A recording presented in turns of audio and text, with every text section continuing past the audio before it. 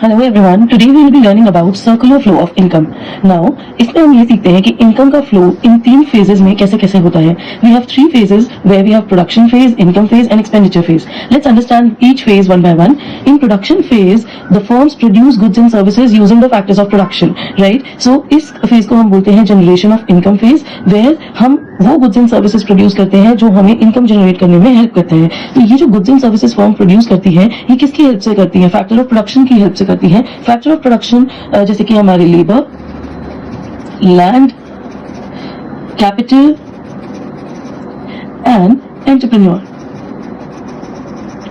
Now in सारी services को use करके फर्म्स अपने गुड्स एंड सर्विसेज प्रोड्यूस करती है और फर्दर वो उनको हाउस होल्ड को प्रोवाइड करती है. Now nextly income phase. Income phase is also known as distribution of income, क्योंकि यहाँ पर जो फैक्टर ऑफ प्रोडक्शन हमने इस प्रोडक्शन फेज में एम्प्लॉय किए थे उन्हें हम पेमेंट करते हैं. Like payment to the labour is your wages, then payment for land is rent, payment for capital is interest and entrepreneur gets the profit.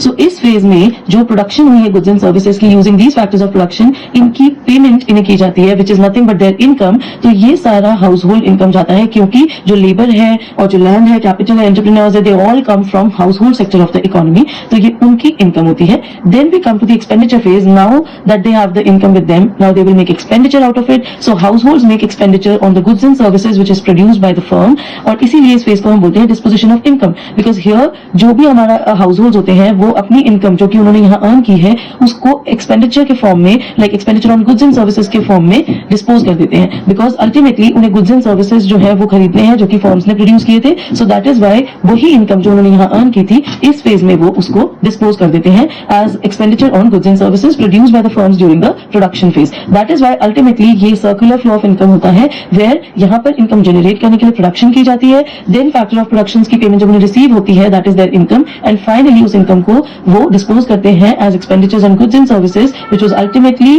produced by the firms only. So ये पैसा जो यहाँ पर earn हुआ, फिर यहाँ expenditure हुआ, ultimately वो firms के पास वापस आ जाता है in the form of payment for goods and services. That is why it is known as circular flow of income. I hope you understand. If you like the video, please like, follow and share.